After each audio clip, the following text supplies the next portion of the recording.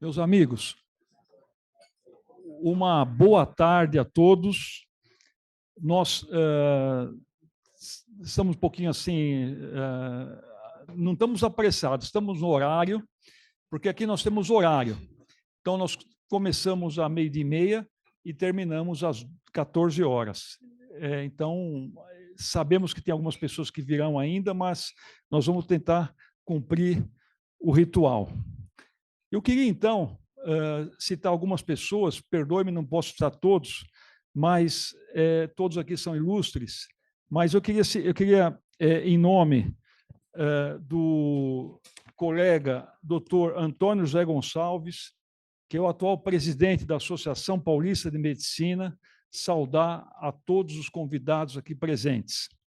Queria também, em nome do presidente acadêmico José Luiz Gomes Amaral, que também presidiu esta casa, a Associação Paulista de Medicina, saudar os acadêmicos aqui presentes.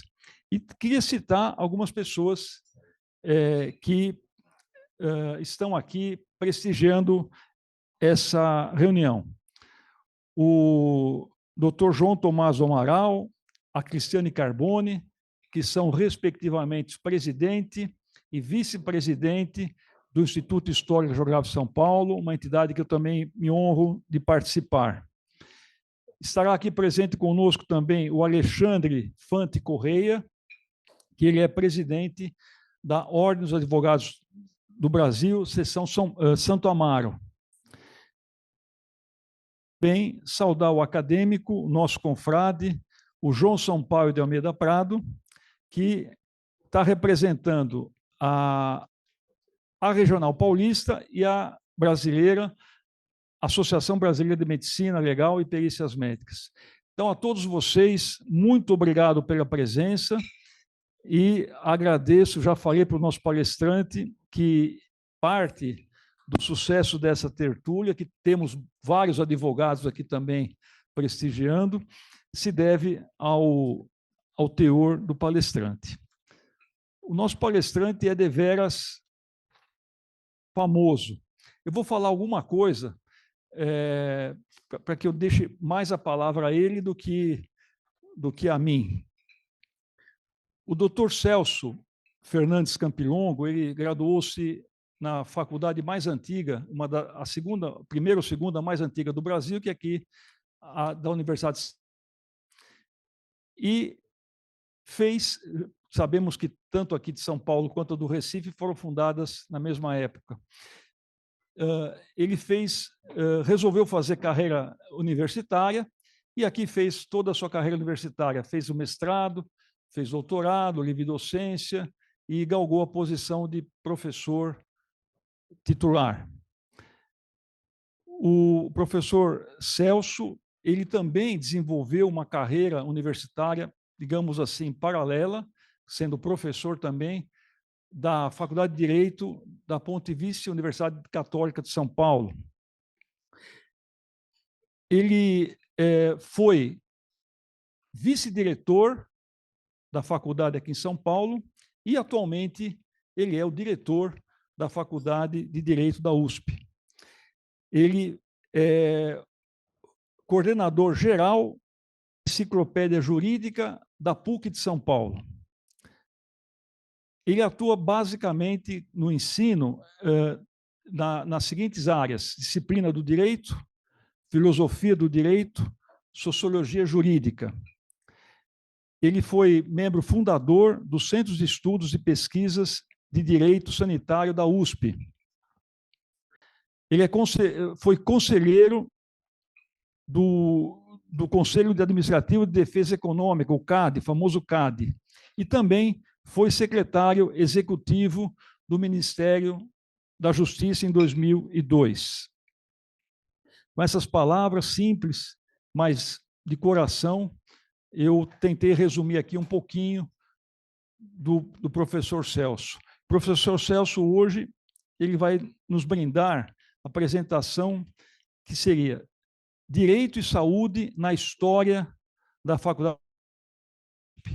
Então, com a palavra, professor Celso, e depois nós continuaremos a reunião. Muito grato pela presença e que nos está enriquecendo muito. Muito grato. Boa tarde a todas, boa tarde a todos. É uma grande honra, uma enorme honra poder participar desta tertúlia, ter recebido o convite formulado pelo Dr. Hélio Belliomini, juntamente com o professor Edmundo Baracá, que foram lá à faculdade, me fizeram este gentil convite no ano passado, e nas pessoas do Dr. Hélio e do Dr. Baracá, eu saúdo a todos os presentes, sejam da área médica, sejam da área jurídica, da área acadêmica, da área profissional, de uma das chamadas profissões imperiais, como é o caso da medicina, como é o caso do direito, mas como é o caso também da engenharia, as três profissões criadas durante o Império e que praticamente funcionaram como a origem, a base daquilo que se transformou no sistema universitário brasileiro. É uma honra redobrada por estar falando para vocês no ano do aniversário da Academia Paulista de Medicina, que é praticamente o mesmo ano do aniversário do Instituto Histórico e Geográfico de São Paulo. O Instituto foi criado meses antes da Academia Paulista de Medicina, com algumas curiosidades que marcam até hoje a história da nossa cidade, né?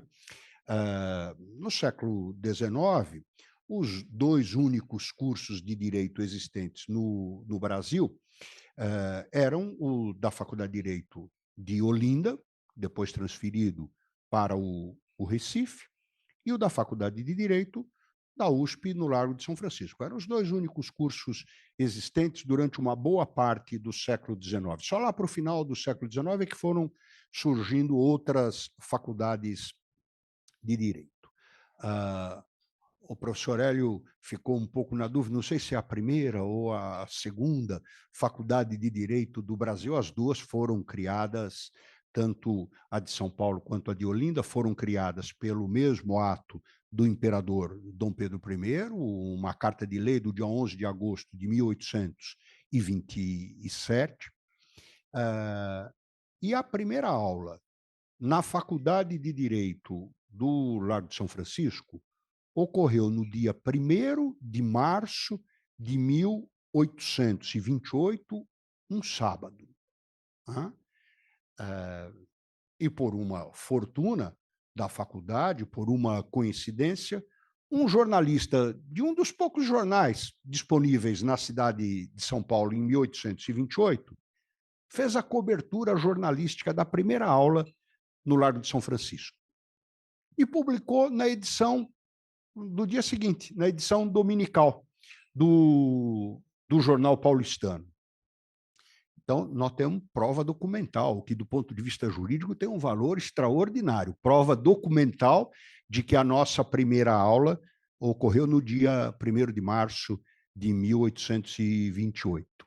E a prova documental que a Faculdade de Direito do Recife tem é de maio de 1828, alguns meses depois da nossa aula. Então, com prova, os únicos que podem alegar e vencer eventual demanda judicial, se fosse o caso, é a Faculdade de Direito da Universidade de São Paulo, do Largo de São Francisco, onde foi documentadamente realizada a primeira aula.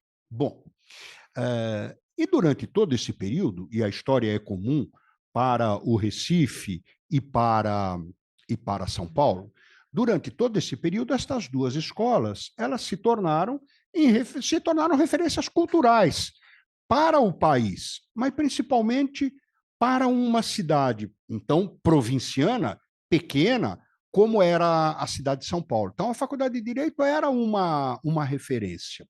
E a impressão que eu tenho é que não é por acaso que o Histórico e Geográfico de São Paulo foi criado na Faculdade de Direito do Largo de São Francisco. Não é um acaso, é porque aquilo era uma referência, uma instituição nacionalmente importante, vinculada ao reconhecimento das coisas do direito, funcionava como espécie, claro, não era um cartório, não era um tabelionato de notas, mas tinha um papel análogo, eu imagino, ao de um tabelionato de notas. Olha, se isto foi realizado na Faculdade de Direito, a primeira reunião, a primeira assembleia, o primeiro encontro, foi sediado na Faculdade de Direito, tem a chancela da ordem jurídica, tem a chancela da legalidade. Foi assim com o Instituto Histórico e Geográfico de São Paulo, e meses depois, 4 meses depois, com a Academia Paulista de Medicina, que também foi fundada, foi criada na Faculdade de Direito do Largo São Francisco.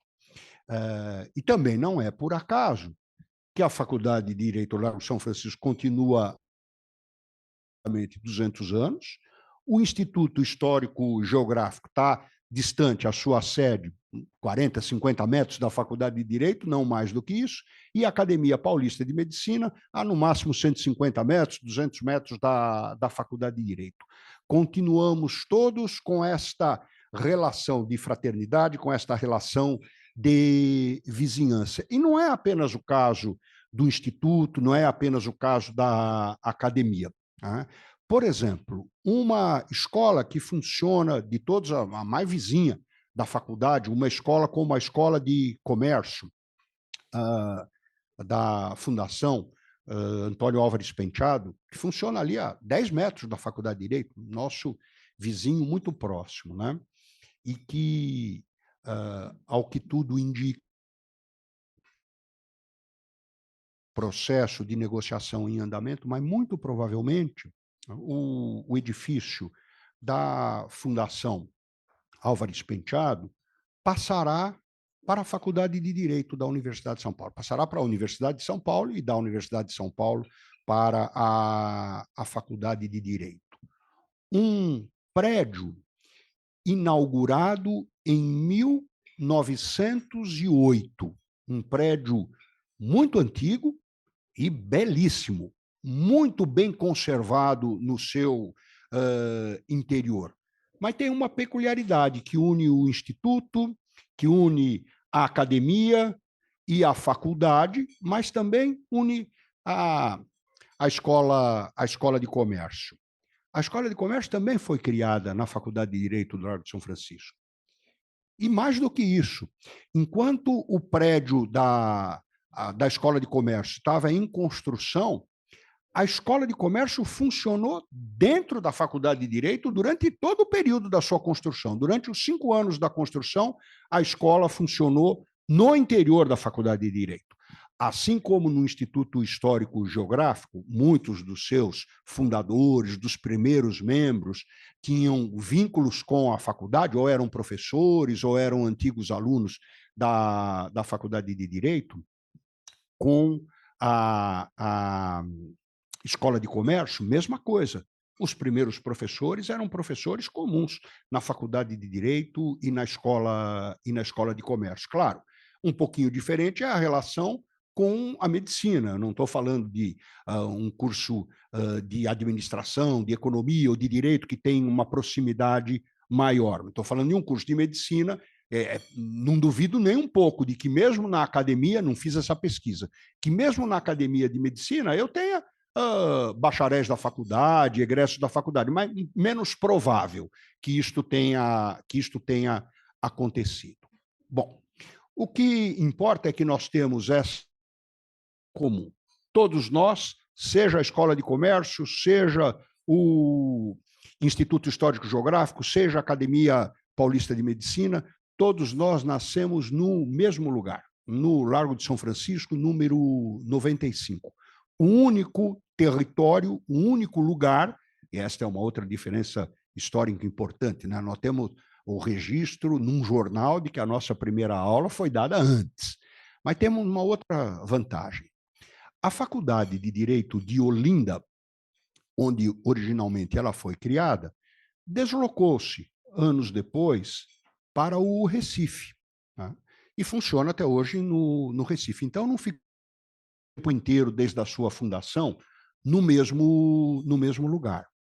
Ao contrário da Faculdade de Direito, que foi, juntamente com a de Olinda, a primeira a ser criada no Largo de São Francisco, mas que permaneceu ao longo de toda a sua história no Largo de São Francisco. Portanto, Instituto, Escola de Comércio, Academia Paulista de Medicina, Faculdade de Direito, todas nasceram no mesmo berço.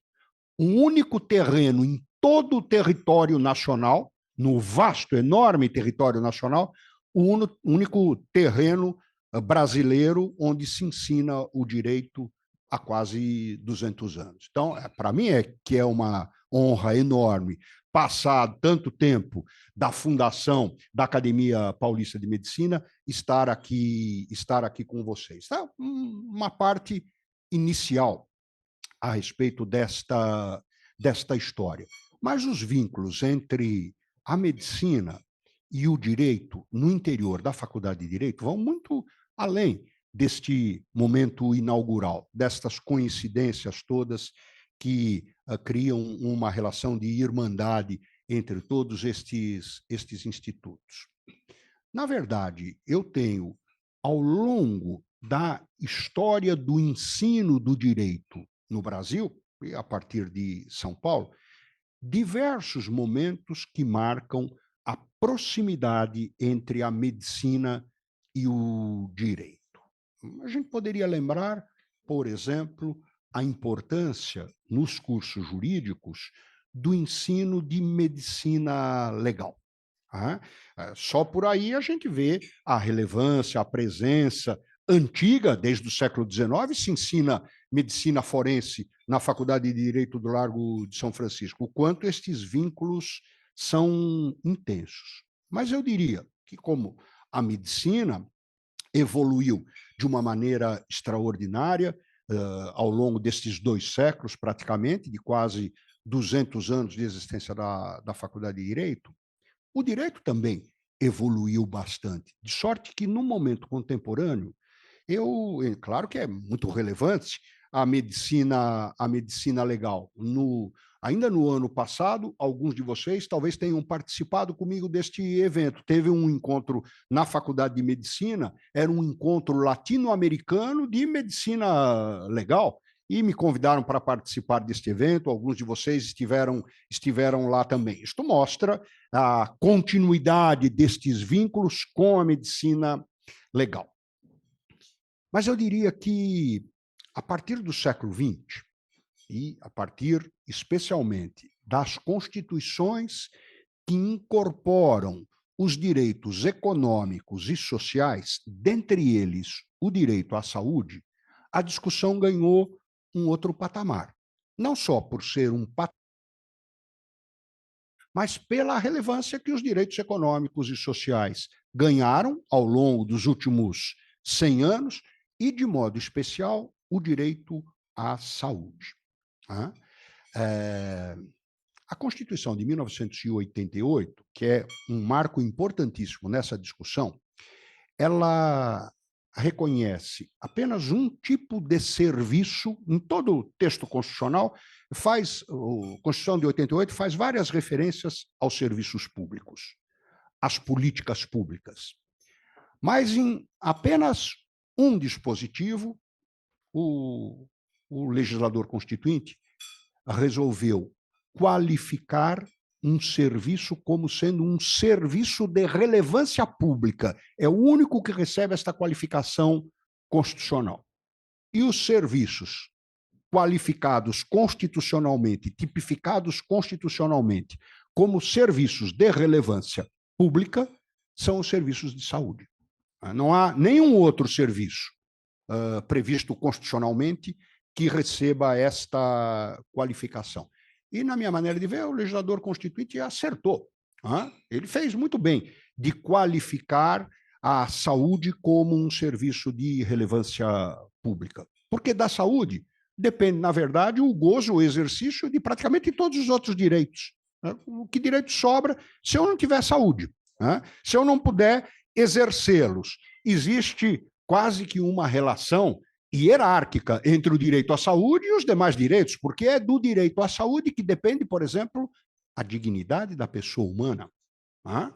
É do direito à saúde que depende a grande maioria dos direitos, dos direitos humanos, dos direitos do homem, dos direitos do cidadão. Tá? Ser cidadão é o mesmo que ter direitos. Né? Cidadania tem o seu principal berço definitório no gozo dos direitos, na eficácia dos direitos. Ou eu tenho o direito à saúde, ou eu não tenho mais nada. Portanto, me parece justo, evidente, acertado que os serviços de saúde estejam qualificados desta maneira nas constituições, particularmente na nossa Constituição, na Constituição brasileira. Mas dizer que eu tenho direito à saúde não significa, evidentemente, que eu tenha saúde. Ter saúde é uma coisa, ter direito à saúde é outra muito diferente. Né? Se alguém quiser pleitear o seu direito à saúde, é melhor que se volte para um magistrado, para um juiz, que entre em contato com a defensoria pública, com um advogado. Ninguém que pleiteia um direito à saúde vai procurar um cirurgião, vai procurar um cardiologista, vai procurar um jurista, porque ele está falando de um direito. Da mesma maneira, alguém que pede saúde, e não o direito à saúde, alguém que quer gozar de saúde, não vai pedir que o juiz de direito faça a cirurgia. A última pessoa que ele está pensando na vida para ser o seu cirurgião é o juiz de direito. Ele quer um... O direito, ele se organiza com base numa binariedade, que eu estou simplificando muito aqui, porque não quero, enfim, tirar o apetite de ninguém, nem distraí-los demasiadamente em meio ao almoço com uma conversa maçante. Quero tratar disso da forma mais leve, mais ligeira possível. Mas ele se organiza com base numa binariedade.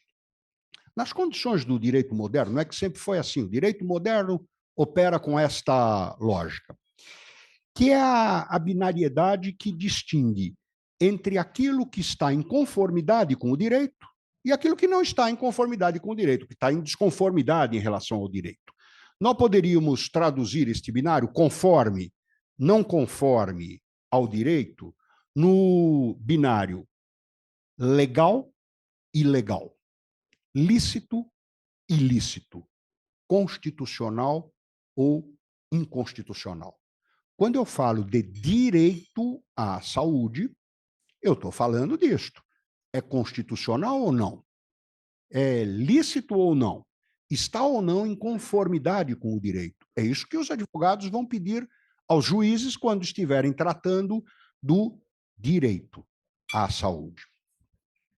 A saúde trabalha com outra binariedade, trabalha com outra lógica, com outra referência. A referência é muito menos, ainda que tenha evidentemente uma relação, é muito menos a diferença lícito e ilícito, legal e ilegal. Quando nós tratamos de um problema relacionado ao direito, a pergunta é essa: está ou não em conformidade com o direito? Quando nós tratamos de um problema de saúde, a pergunta que se faz é, evidentemente, é outra. É saudável, goza de saúde ou não? É são ou não? A pergunta é completamente distinta. E, evidentemente, os mecanismos que eu tenho para implementar o direito à saúde não podem se confundir com os mecanismos para a implementação da saúde. Quando eu me vejo às voltas com temas jurídicos, tenho ou não tenho um direito, é natural que eu procure uma organização, como os tribunais. Os tribunais é que vão decidir, tem ou não tem um direito. A organização que decide sobre o binário legal e ilegal são os tribunais, pelo menos numa sociedade democrática. Isso não significa um monopólio. Eu posso ter uma comissão de arbitragem, uma câmara de mediação, posso solucionar as questões em outros âmbitos, mas a organização formal privilegiada para decidir sobre o legal e o ilegal são os tribunais. Quando eu tiver as voltas com uma questão de saúde, com uma questão sanitária, quando as operações, não a operação cirúrgica, mas as operações em andamento forem de natureza estritamente médica, eu vou me voltar a uma clínica, a um hospital, a um posto de saúde e não a um tribunal. Até desta perspectiva, as coisas são muito distintas. As organizações formais que estão por trás do direito não são as mesmas organizações formais, como um hospital, por exemplo, que estão por trás das relações de saúde. E, na minha maneira de ver, estas distinções, essas diferenças, estão muito longe de funcionar como obstáculos. Bom, já que a saúde trata de uma coisa e o direito trata de outra, com mecanismos, ferramentas, instrumentos, organizações formais distintas, então uma coisa não conversa com a outra. Não, é justamente o contrário. É justamente porque o direito à saúde é outra coisa muito diferente, que este diálogo se torna necessário. E é que me permite, Dr. Hélio fez menção ao fato de que eu participei da fundação do Centro de Pesquisas de Direito Sanitário, que funciona na Faculdade de Saúde Pública da USP, mas que congregava, no momento da sua fundação, professores da Faculdade de Direito, professores da Faculdade de Saúde Pública e professores da Faculdade de Medicina. Isto, no longínquo ano, nesta altura do campeonato, faz parte das relações entre direito e saúde na faculdade, que é o tema desta palestra. Durante o processo de elaboração da Constituição de 1988, o professor Dalmo Dallari, a iniciativa, pelo menos, direito, foi do professor Dalmo Dallari, juntamente com colegas seus na Faculdade de Saúde Pública, resolveram, estes professores, criar um centro de pesquisa em direito sanitário. Não havia, naquela época, nenhum direito à saúde em nenhuma outra universidade brasileira. Foi o primeiro centro de direito sanitário do Brasil. E o professor Dallari falou, olha, nós temos que criar esse centro, de direito, curso de direito sanitário, e temos que criar uma revista de direito sanitário. Muito bem. Um ano depois da criação do em direito sanitário, que é do ano da Constituição, 1988, um ano depois, a primeira revista de direito sanitário da América Latina. E lançou o primeiro curso de especialização em direito sanitário da América Latina também. Eu tive a fortuna, a honra de ter participado da questão do CPDISA e tive a honra de direito sanitário oferecido lá na Faculdade de Saúde Pública. E dei aula no curso de direito sanitário de vários anos. Em todas as edições, a USP recebia ou advogados, ou juristas, ou então médicos que vinham fazer o curso de direito sanitário de toda a América Latina. Durante anos, gente de toda a América Latina que vinha frequentar os nossos cursos de direito sanitário. e participo até hoje. Às vezes estou no conselho editorial da Revista de Direito Sanitário, às vezes não estou, às vezes estou na diretoria do Centro de Direito Sanitário, às vezes não estou. Neste momento, não estou no conselho editorial da revista, mas estou na diretoria do Centro de Pesquisas de Direito Sanitário. Então, tenho este vínculo com o direito à saúde, pelo menos desde 1988. Quando eu cheguei aqui, uma coincidência, né? Subi com o doutor Jorge Tomelin no elevador e ele fez uma menção durante 30 segundos, o tempo da gente andar no elevador, fez uma menção ao professor Guido Soares. E, muito bem, então, um detalhe apenas para a gente ir caminhando para o encerramento desses 30 minutos que vocês gentilmente me conferiram, né? O professor Guido Soares era um professor de Direito Internacional da Faculdade de Direito do Largo de São Francisco, falecido, foi meu professor, era um professor extraordinário, foi embaixador também, era embaixador do Brasil em Moscou em 1964, imaginem só as dificuldades que ele deve ter atravessado durante este período, e era um professor queridíssimo aqui na faculdade de Direito. E o professor Dalmo pegou os caçulinhas ali que estavam trabalhando, eu estava fazendo mestrado, mais 2, 3 que estavam fazendo o mestrado, nos chamou e falou, vocês vão fazer o seguinte, vocês vão redigir os estatutos do Centro de Pesquisa de Direito Sanitário da USP, de Direito de Saúde da USP. E depois, quem fará a revisão da minuta que vocês prepararem será o professor Guido Soares, tinha sido professor de todos nós, autoridade, quer dizer, a gente teria tentado dar o máximo, caprichar o máximo na elaboração do estatuto, porque estavam todos ali começando carreira acadêmica. Mas depois que soubermos que a correção seria do professor Guido Soares, a coisa ficou ainda mais, hein?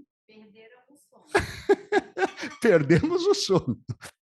Perdemos o sono, mas reforçamos a amizade com um grande professor de todos nós, e ganhamos este orgulho também. Perdemos o sono, mas ganhamos o orgulho de termos participado da criação daquele que seguramente é hoje o centro mais importante de pesquisas sanitário do Brasil. A revista publicou já incontáveis números, é uma referência internacional, a revista de Direito Sanitário da USP, promovemos lá diversos cursos. Eu diria que a versão mais moderna da relação da Faculdade de Direito com a saúde, com a medicina, é justamente o Centro de Pesquisas de Direito Sanitário da Universidade de São Paulo.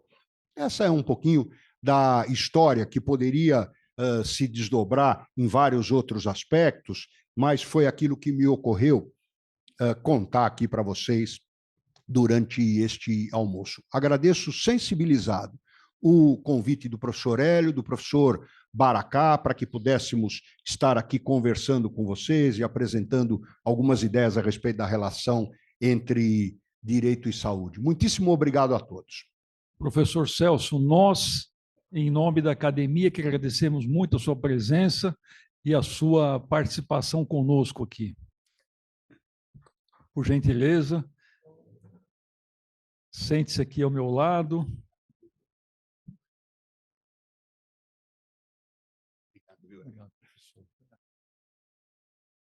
Bom, como só é acontecer, o palestrante sempre é o mais prejudicado aqui das nossas reuniões.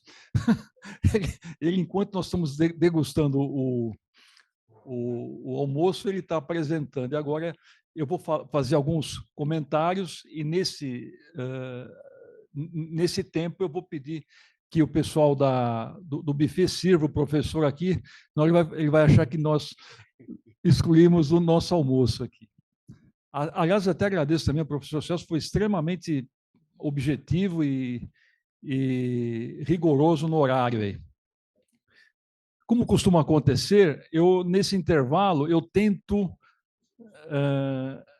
içar algumas notícias positivas, boas do nosso interesse da academia. Então, eu vou, nesse intervalo, enquanto o professor Celso vai almoçando, eu vou dizer algumas coisas boas aqui, que coisas ruins nós já estamos cansados de ver aí na mídia, na novela, não precisa nem vir aqui, né? Então, eu queria, com muita alegria, nem todos sabem, participar, a todos, que o nosso querido acadêmico Juarez Moraes Avelar, que é o atual presidente da Academia Cristã de Letras, ele tem boa parte da produção intelectual dele publicada em inglês.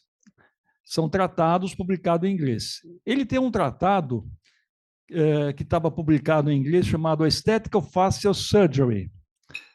A área dele é cirurgia plástica. E, recentemente, esse tratado foi publicado em alemão. Então, Juarez, parabéns por mais esse feito. E nesse tratado, curiosamente, só tem autores brasileiros, não tem autores estrangeiros.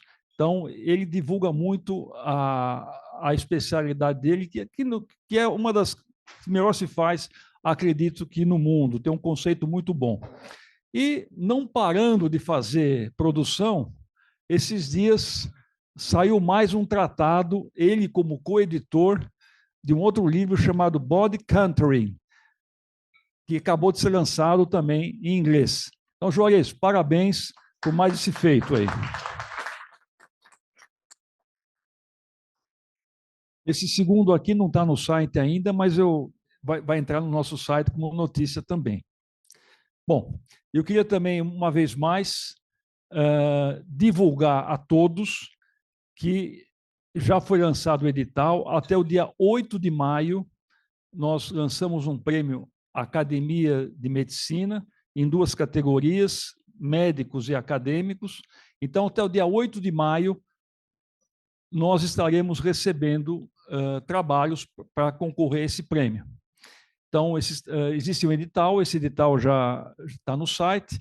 Então, eu convido a todos que divulguem nas suas respectivas universidades, respectivas faculdades, esse prêmio. E reforço que o acadêmico, membro da academia, não poderá concorrer, e faz parte do regulamento. Mas ele pode, sim, divulgar para onde ele trabalha, enfim, para o seu serviço. Uma outra notícia boa também, que pouca gente sabe, é que o nosso vice-presidente, o querido Walter Mana Albertoni, um dos fundadores da Academia Brasileira de Ortopedia e Traumatologia, é o atual presidente de Sodalício. Parabéns, Walter.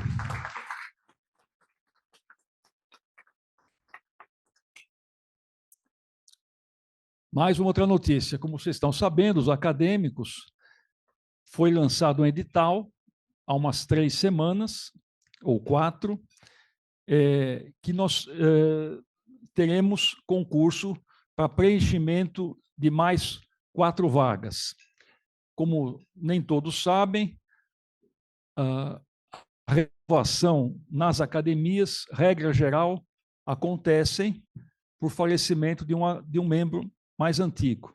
Então, nós temos 4 cadeiras vacantes, esse edital já foi lançado, e no mês todo de abril, haverá as inscrições que estão de acordo com o edital. Então, fica aberto, uma vez mais, a inscrição para aqueles amigos de vocês que preencham os critérios lá para concorrer. Uma outra notícia também, essa para os acadêmicos só, né? Depois de muitos anos, nós tínhamos mais ou menos perdido no tempo uma insígnia acadêmica, que é essa roseta que encontra aqui. Essa roseta também, assim como o PIN e assim como a medalha, simbolizam a pertença à Academia de Medicina de São Paulo. E não se encontrava mais quem fizesse essa roseta, o distintivo. E aí nós temos um diretor que ele vai atrás, perseverante, chato muitas vezes, mas chato no bom sentido, né? de tentar ir atrás, que é o querido Libonati. Ele conseguiu uma empresa, em janeiro, que fazia essa insígnia. Aí foi encomendado e hoje nós temos essa insígnia. Então, os acadêmicos que desejarem adquirir, por gentileza, é só falar com a Monielle, que estará disponível. Obviamente, tem que ser os acadêmicos, porque isso é uma insígnia de membro da academia. E aí pode ser membro titular, pode ser membro honorário, pode ser membro correspondente, mas tem que ser membro da academia. Tá? Fiquem tranquilos, parabéns ao Libonati. Fiquem tranquilos, porque não vai passar de $2.000, tá?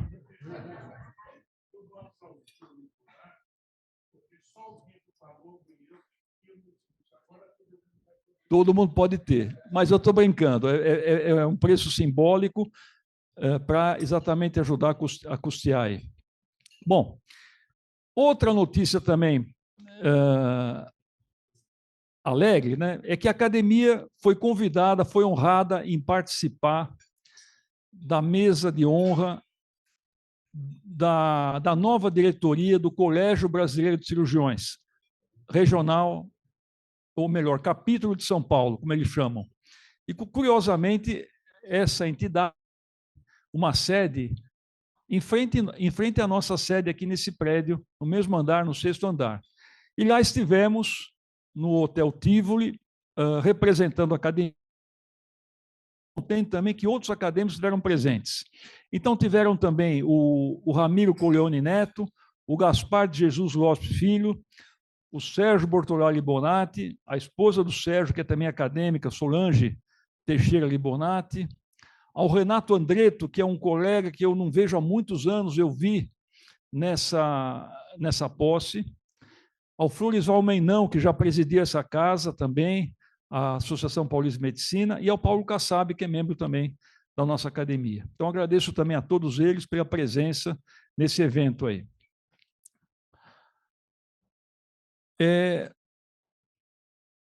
Uma outra notícia também que eu queria participar com vocês é que tem um acadêmico aqui, que chama Hélio, que foi homenageado pelos residentes do Serviço de Urologia do Hospital do Servidor Público Estadual. E, em 5 anos, foi a segunda vez que ele recebeu uma homenagem, como uma espécie de uma distinção desse grupo de homenageados lá. Então, também queria cumprimentar esse fulano aí. Bom, mais notícia. Olha, hoje tem bastante notícia boa, hein? Eu quero ver se o professor Celso almoça e janta aqui. Queria também agradecer, cumprimentar. Estivemos aqui também, juntamente com o José Luiz Gomes do Amaral, com a Sônia Maria Rolim Rosa Lima, Walter Mana Albertoni, Paulo Manuel Pego Fernandes, Juarez Moraes Avelar, Sérgio Bortolari Bonatti, por ocasião de uma homenagem que a nossa querida Marilene Rezende Melo, que está ali, recebeu da Sociedade Brasileira de Patologia e Clínica Laboratorial. É uma entidade que tem a sede, a matriz, no Rio de Janeiro. E o pessoal veio do Rio de Janeiro para São Paulo, aqui na São Paulo de Medicina, para fazer uma homenagem para a Marilene. Isso em decorrência dos grandes serviços que ela prestou a essa entidade. Quem não sabe, a Marilene já tantas associações, mas essa entidade particularmente, ela presidiu a nacional aqui do Brasil, presidiu a da América Latina e presidiu também a representante mundial. Marilene, parabéns uma vez mais, foi um momento lindo de enlevo e você merece muito. Muito obrigado.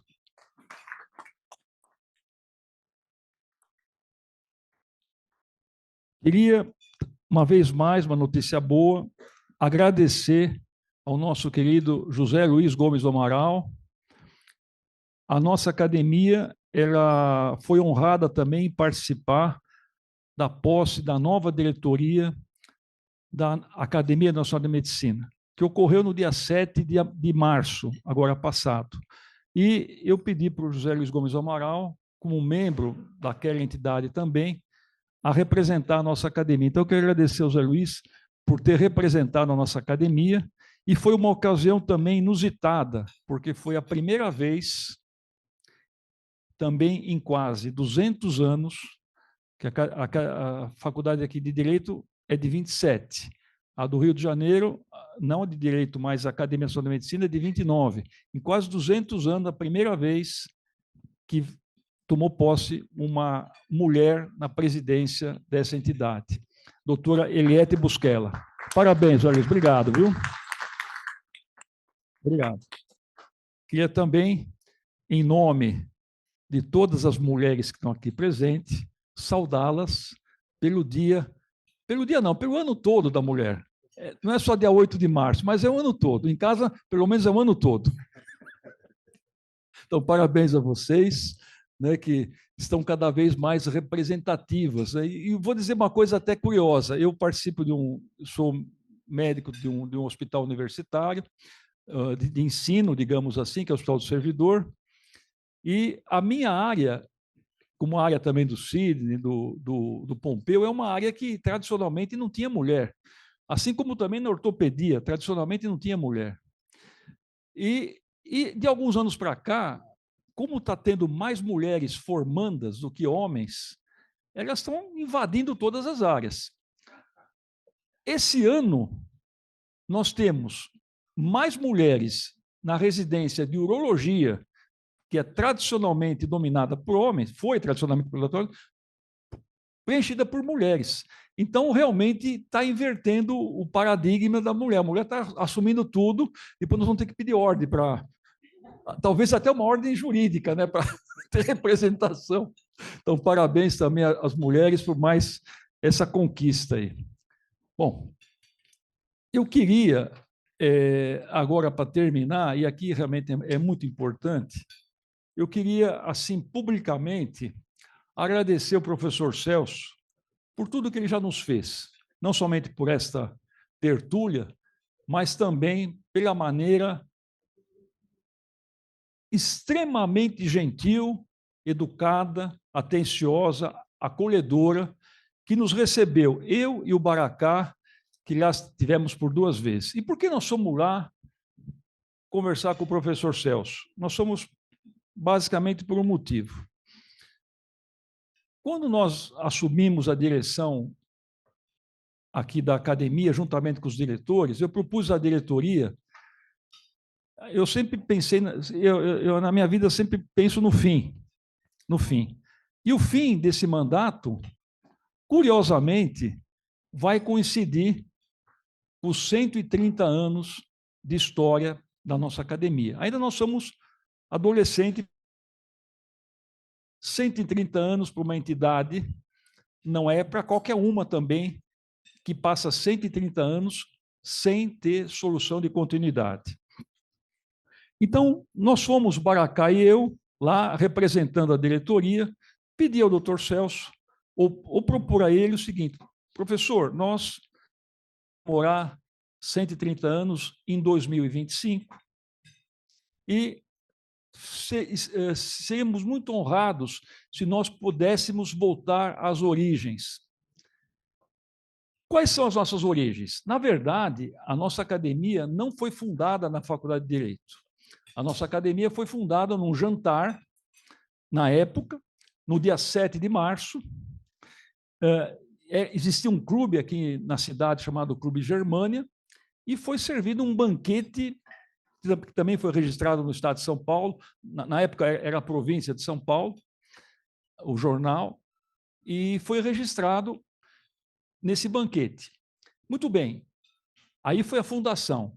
Porém, 8 dias depois, houve uma reunião solene, que foi no dia 15 de março, na Faculdade de Direito de São Paulo, onde foi feita a instalação da então Sociedade de Medicina e Cirurgia de São Paulo. Então, a primeira diretoria, que foi liderada pelo Luiz Pereira Barreto, tomou posse na Faculdade de Direito de São Paulo. E, na época, tinha um jurista famoso, que era inclusive o diretor, que era o professor Joaquim Inácio Ramalho, que tinha um pomposo título de Barão de Ramalho. Ele era o diretor da faculdade e ele abriu as portas para que a nossa entidade, que estava nascendo, fosse lá instalada, digamos assim, a primeira diretoria tomasse posse. Então, nós fomos conversar com o professor Celso para ver sobre essa possibilidade. O professor Celso abriu as portas da Faculdade de Direito para nós, levou pessoalmente nós para conhecermos várias salas, o anfiteatro, que é lindíssimo, para que nós pudéssemos fazer uma solenidade lá. Então, todos estamos convidados, médicos, advogados, não médicos, não advogados, a estarmos presentes nesse dia. Lá nós faremos uma entrega simbólica de um ofício ao diretor, professor Celso, agradecendo, e depois nós teremos um simpósio. Esse simpósio, ou melhor, um fórum, vai ter algumas palestras que vão versar um pouco sobre medicina e um pouco sobre direito, mas assim, temas não muito específicos, temas gerais. Então, isso aí vai ser no dia, se Deus permitir, 7 de março de 2025. Anotem na agenda, 7 de março de 2025. Lá, sim, nós vamos ir de traje a rigor. Nosso traje a rigor é Pellerini, medalha, para participar dessa solenidade. E, obviamente, nós faremos uma inscrição para saber, para ter uma ideia de quem vai, o número de pessoas, que é para que a gente possa saber onde que nós vamos nos situar lá.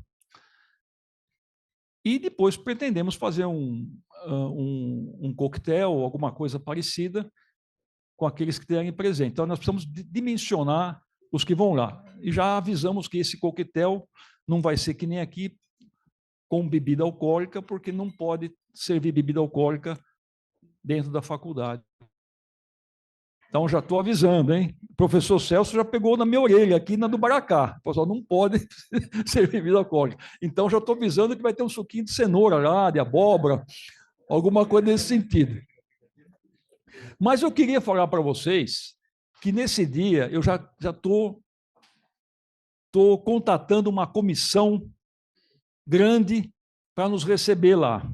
Essa comissão, em parte, vai estar de fraque e cartola, uma outra parte vai estar de smoking, uma outra parte vai estar de terno, alguns vão estar de avental e outros vão estar de roupa branca, como foram.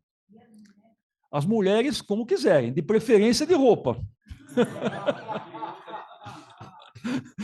Mas, olha, vocês sabem quem vai fazer parte dessa comissão? Eles vão estar lá em pé, aplaudindo a gente, e nós, por uma questão de respeito, reverência, vamos estar aplaudindo também. Então, vou contar só alguns nomes que vai estar nessa comissão, Marilena.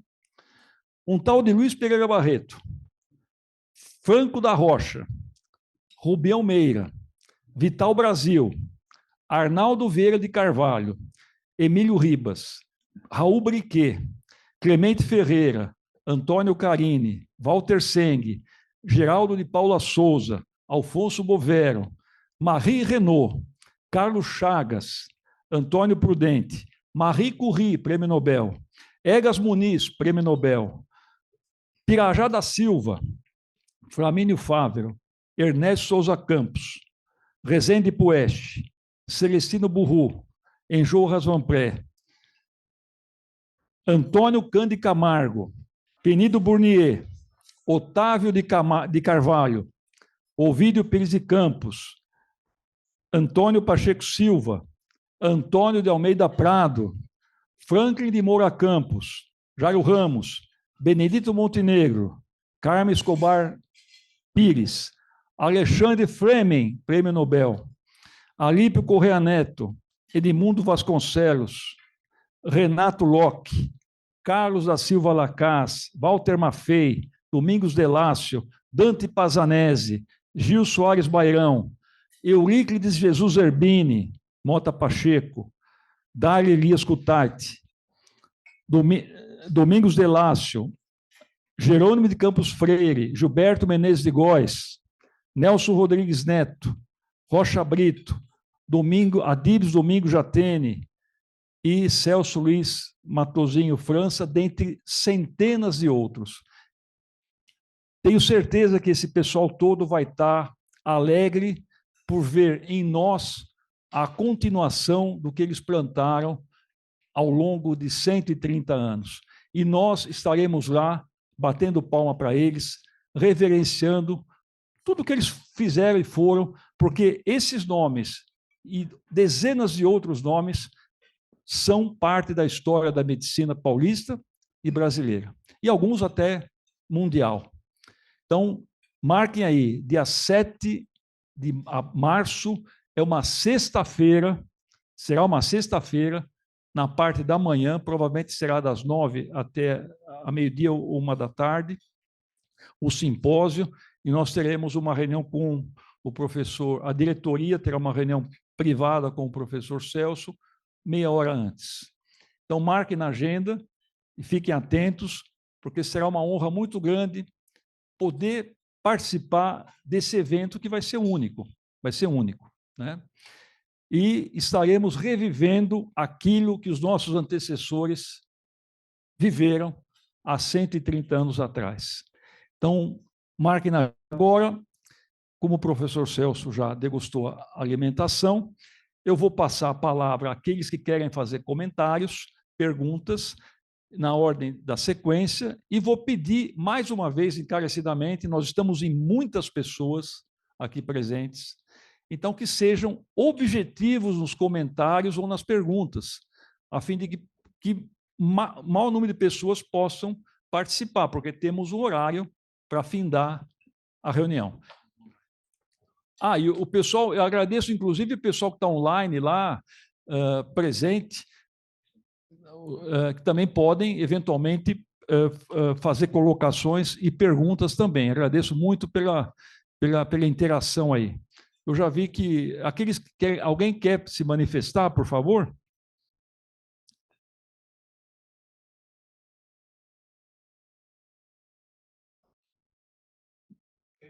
Olha, o pessoal também de direito pode se manifestar. Não tem... Aliás, vocês devem se manifestar, inclusive. Tá. Alguém levantou a mão aí? Espera aí. Além do Saúl, eu vi alguém levantando a mão. Eu não, já tinha posto o Rui. Alguém daqui? Não. Bom, nós vamos fazer essa primeira bateria. Eu levantei 4 nomes e depois aqueles que estão desinibidos, que fiquem desinibidos e façam as perguntas aí. Então, acadêmico Rui Teles, por gentileza.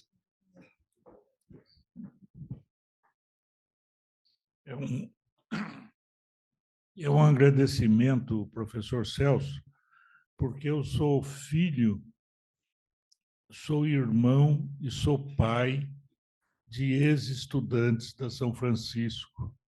E, com isso, eu sei muito da história da São Francisco, mas o senhor conseguiu dar mais elementos para mim da história da velha São Francisco. Muito obrigado.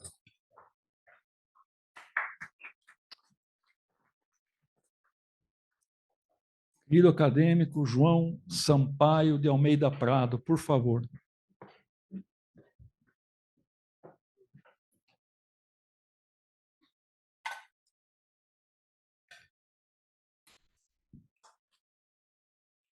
Bom dia a todos.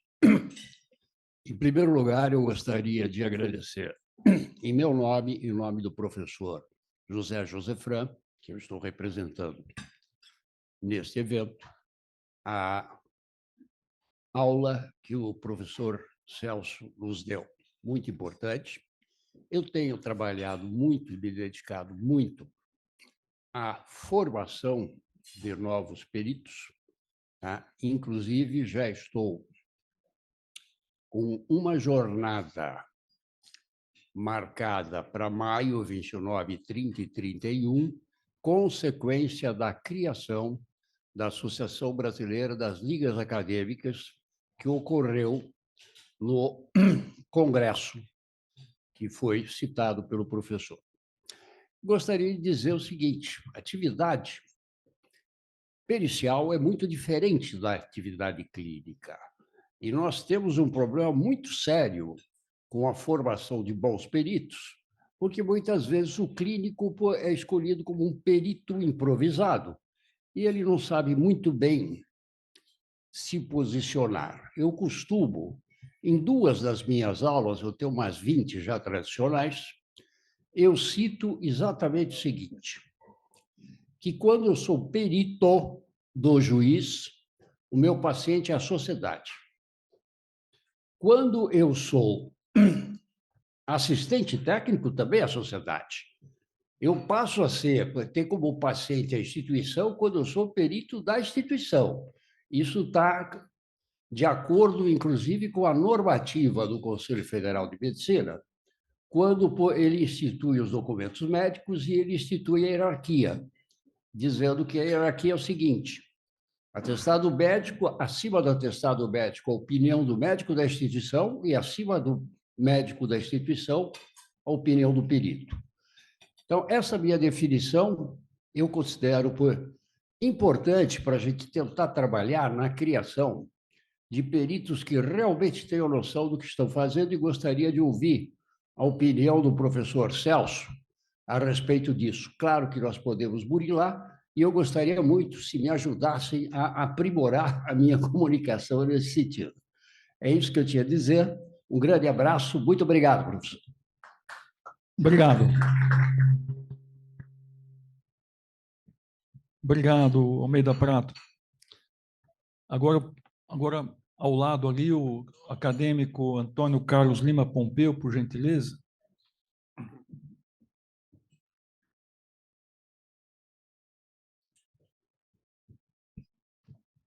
Obrigado pela oportunidade. Cumprimentar o professor Celso, sua exposição, uma palestra muito interessante, que fez uma síntese histórica de várias instituições, entre as quais nós nos incluímos. Eu sou professor universitário de medicina, mais particularmente de urologia, e isto por 4 décadas. E o tema direito à saúde, claro que nos interessa muito. Eu acho que direito talvez não seja a saúde, do ponto de vista jurídico, etc., mas direito ao atendimento médico. Nós vivemos uma realidade brasileira, professor, onde nós temos o maior número de faculdades de medicina do mundo, bem acima dos Estados Unidos ou de outros países. Precisamos mais médicos, esse tema é interessante. Precisamos de mais médicos, é verdade, eu também sou a favor disto. Mas nós somos contra mais aventais brancos. E é o que acontece entre nós. As escolas de medicina do Brasil estão abaixo dos limites de tolerância. Eu não estou falando de USP, Paulista, ABC. Estou falando do Brasil. Eu estou falando como um indivíduo que mora em Mogi Guaçu, uma cidadezinha pequena do interior, e que já tem a sua faculdade de medicina. E ao redor, num raio de menos de 30 quilômetros, nós temos Faculdade de Medicina de São João da Boa Vista, de Campinas várias, de Rio Claro e assim por diante. Por que temos tantas faculdades de medicina? Precisamos mais médicos. Esse é um bom tema político e econômico. Questionei o prefeito da faculdade quando abriu essa faculdade, o porquê. Ele diz, olha, Pompeu, 80 alunos, R$8.000 por mês, e eu sou candidato à reeleição. Então, veja que o interesse mesmo é econômico e político. Eu acho que o direito, os alunos têm direito. Atendimento médico. Então, hospitais, ótimo. E nós temos um bom sistema. Se funciona a todo vapor, é questionável, não é fácil, do SUS. Mas o paciente precisa do atendimento médico, material, mas precisa do médico. E aí entra o meu questionamento. O direito do atendimento médico. E do médico, não do avental branco. Então, o meu questionamento direto ao senhor, professor, e gostaria de ouvir seus comentários. O que o direito pode fazer? O que o aluno pode reclamar de não estar recebendo as instruções necessárias para ser médico? Professor, desculpe a proximidade da minha questão. Não vale procure o centro acadêmico, o diretor da faculdade. Eu questiono o professor de direito. O que o direito, o que o aluno, o que a sociedade pode solicitar do direito para que ao atendimento médico eficiente? Obrigado. Obrigado, Pompeu. Eu pedi ao professor, nessa primeira bateria de 5 pessoas, cada um se manifesta e depois o professor vai dar um arrazoado de tudo. Depois, vamos lá. Vou marcar, Marlene. Obrigado, Marlene. Então, agora, com a palavra, o acadêmico Saul Cipel, por favor. Ele estava na frente. Por isso.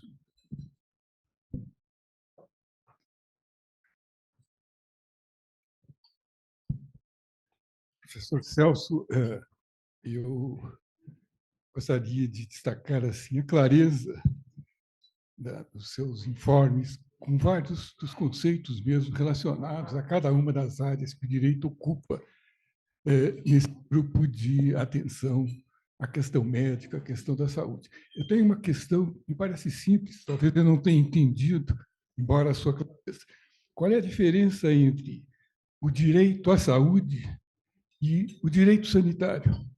São a mesma coisa? São ramos diferentes? Alguma especialidade do direito?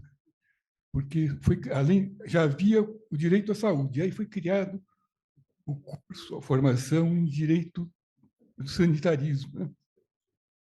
Qual é a diferença entre eles? Ou são a mesma coisa? Obrigado. Obrigado, Saul. Então, enquanto o Zé Luiz está degustando a sobremesa, passo a palavra para Marilene Rezende Melo.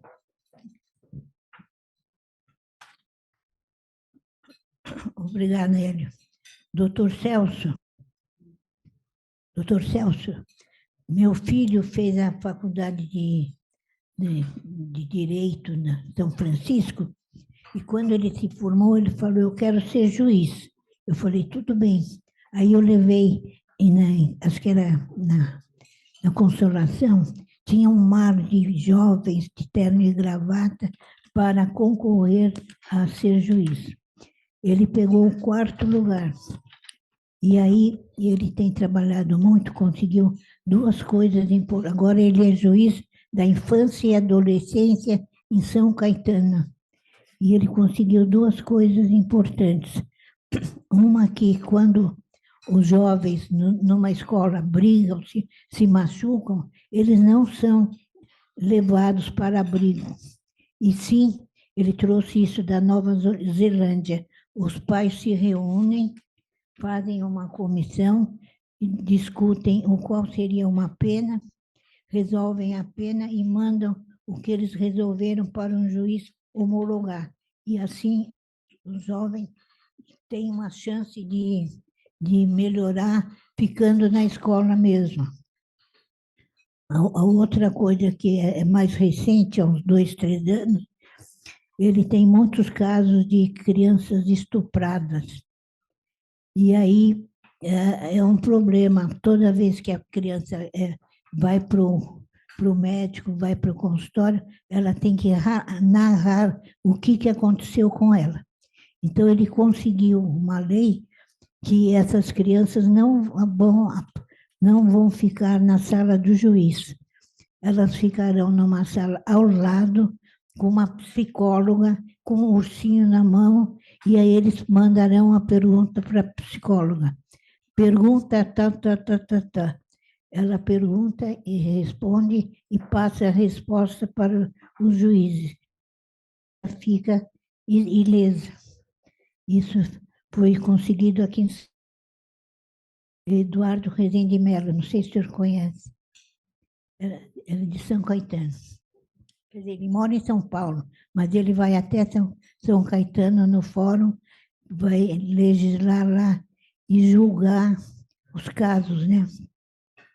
E tem uns casos muito tristes que não pode separar os irmãos para adotar. Então, 2 irmãozinhos ficaram em pé com um dedinho, né, pegando o dedinho do outro. A gente quase chora. Obrigado. Última coisa que se a pessoa quiser adotar criança a partir dos 7 anos, não precisa ir no Fórum de São Paulo, levar 1 ano para adotar. A pessoa tem um site que as crianças de 7 anos, elas já são colocadas para adoção. Por exemplo, ele escolhe uma menina, fala, eu sou Gabriela, eu gosto de poesia. Aí ele quer adotar a Gabriela, ela está em Campinas. Aí ele vai no Fórum de Campinas e já adota na hora criança de 7 anos. Obrigada. Obrigado. Obrigado. Agora, então, depois do professor, nós temos mais 2 pessoas inscritas e nós vamos dar a palavra. Então, por favor. Bom, em primeiro lugar, muito obrigado pelo conjunto de perguntas muito ricas, muito interessantes, muito desafiadoras.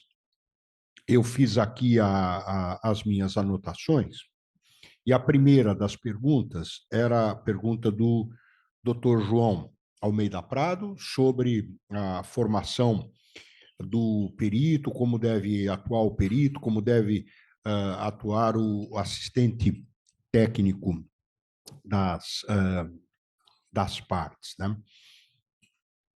Bom, uma coisa é a deontologia médica, como o perito deve atuar do ponto de vista da sua formação médica. Outra é a deontologia jurídica, mas aqui eu tenho um ponto de conexão entre as 2 coisas, entre as ciências médicas e as ciências jurídicas, porque o perito que conhece uma realidade que geralmente o juiz não conhece, a realidade médica, o juiz é formado em direito, não é um especialista em medicina.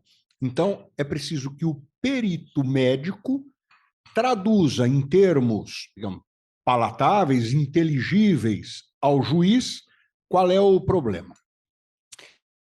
Passa por filtros. Esse transplante, digamos assim, para usar uma palavra da terminologia médica, esse transplante do conhecimento médico para a arena judicial, para um processo judicial, ele desempenha a função de uma espécie de sintetizador, de amortecedor, de túnel, de caminho de passagem da medicina para o direito.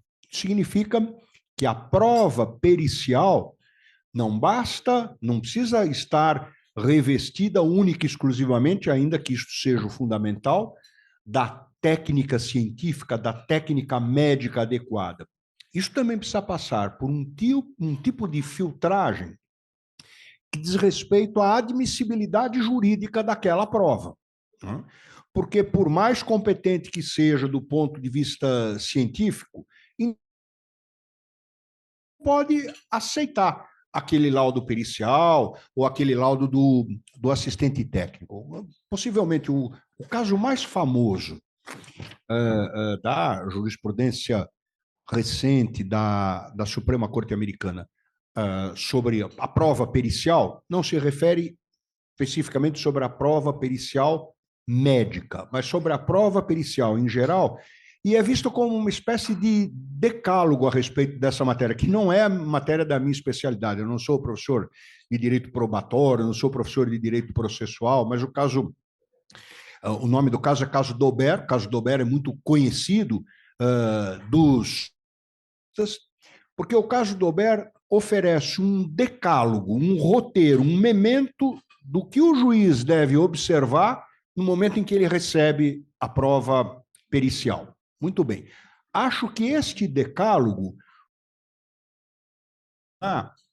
como um roteiro para a formação de um perito médico ou de um perito judicial em qualquer área, e poderia funcionar também como uma orientação a respeito de como as perícias devem ser elaboradas para que sejam admitidas em juízo.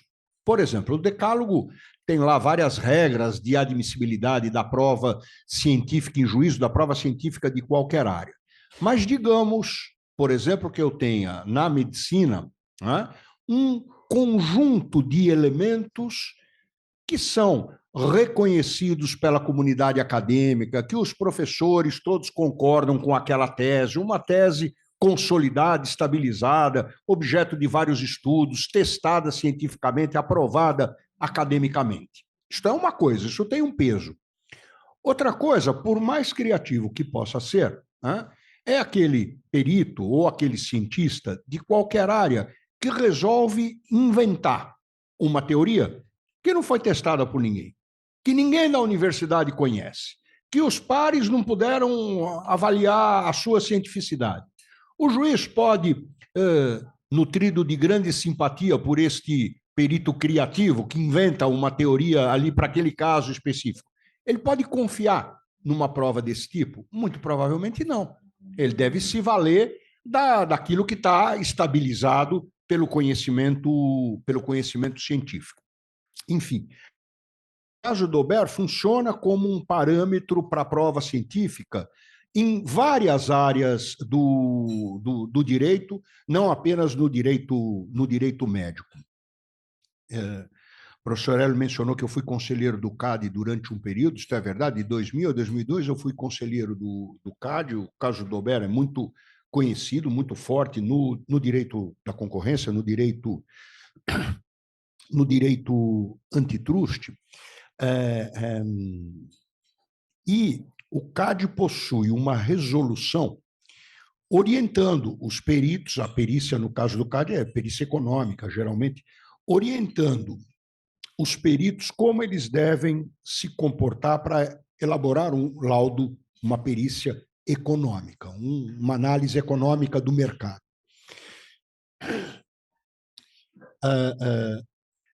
Digamos que roteiros desse tipo, orientações desse tipo, guias, é um guia do CAD que oferece a orientação a respeito de como a perícia pode ou não ser admitida pelo CAD.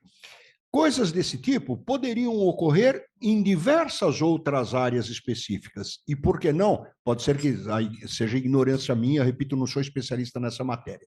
Mas é possível que exista.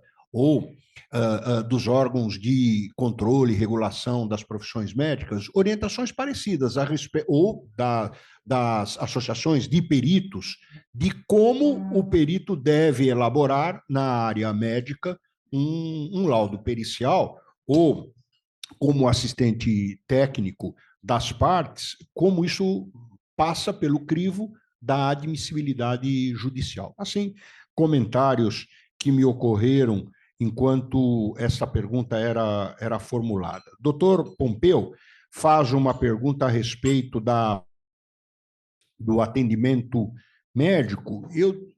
Se eu entendi direito, eu desdobrei o comentário em dois aspectos. Diz respeito ao estudante de medicina que recebe uma formação deficiente. E o outro diz respeito ao médico que, no exercício da profissão, tem que exercê-la da formação que ele recebeu na universidade. Então, uma coisa é do ponto de vista jurídico, né? Do ponto de vista jurídico, o estudante está pagando por um curso de medicina que não lhe oferece os conhecimentos mínimos para que ele possa depois exercer a profissão de forma satisfatória.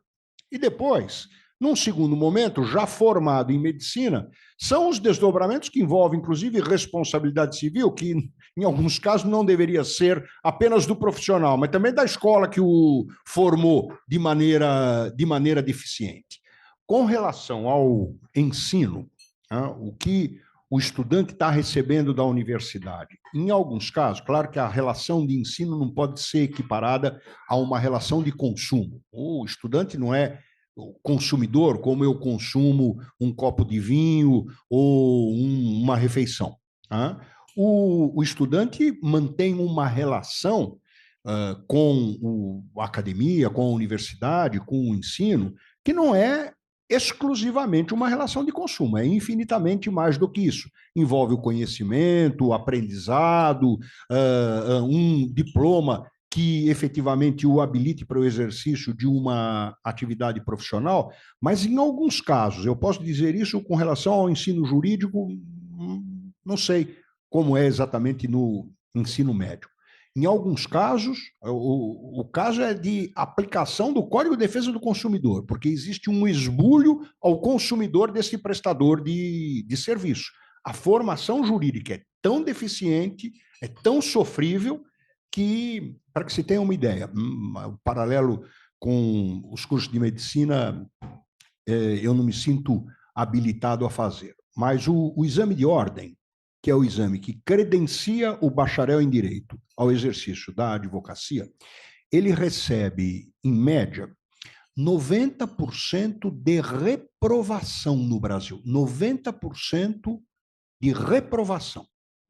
Mas algumas faculdades, felizmente, as duas em que eu leciono, não por conta disso, mas por mera coincidência, a Faculdade de Direito do Largo de São Francisco e a Faculdade de Direito da PUC, aprovam 90% dos seus egressos. É o contrário. Enquanto a média de 90% de reprovação, algumas escolas aprovam 90%. O que me faz chegar a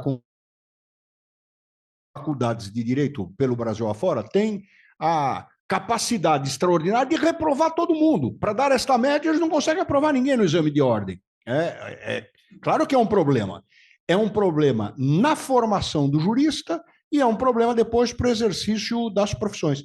Me parece que, eu também não sabia que o Brasil é conhecido como campeão no número de faculdades de direito, mas pelo jeito gosta de ser campeão em várias áreas. É campeão também no número de faculdades de medicina. Então, a chance de que o estrago na área do ensino da medicina seja tão devastador e cruel com os consumidores dos serviços prestados pelas escolas seja bastante parecida, infelizmente. Né? Enfim, um comentário muito geral aqui, professor Pompeu. Depois, o outro questionário, ou outra pergunta, outra questão, era do doutor Saul, né? Era a respeito da diferença entre o direito à saúde e o direito sanitário. Quando nós montamos lá o primeiro curso de direito sanitário do Brasil, houve uma discussão, porque existe uma divisão clássica na área do direito, que é a divisão entre direito público e direito privado. E alguns sugeriram que nós tivéssemos um curso de direito sanitário público, né, e um curso de direito sanitário privado. E teve lá um professor à época que falou, mas não bastasse ser sanitário, ainda tem privado também no meio, fica a coisa muito, muito feia, vamos mudar o nome do curso, não vai ficar assim. Mas um pouco da relação com o direito à saúde, uma das classificações, não é a única possível, tende a haver o direito sanitário como algo que tem esta dimensão pública do tratamento mais geral da saúde, das políticas públicas de saúde, tem essa dimensão, digamos assim, mais publicista. E é uma das classificações possíveis, não é a única. Outros veem o direito à saúde com uma abrangência ou tendo como destinatário principalmente o paciente, portanto, de uma perspectiva mais privada. Esta é uma das diferenças que, às vezes, os autores utilizam para distinguir o direito sanitário do direito à saúde. Minha tendência é encarar o direito à saúde como um capítulo daquilo que é mais amplo, que é o direito sanitário. E, finalmente, a quarta pergunta era da doutora Marilene, a respeito do que pode um juiz fazer, do que pode um julgador fazer, e deu exemplos do doutor Eduardo de Mello, seu filho que é juiz, e adota algumas práticas inovadoras, algumas práticas criativas na vara da infância e da adolescência na qual ele trabalha.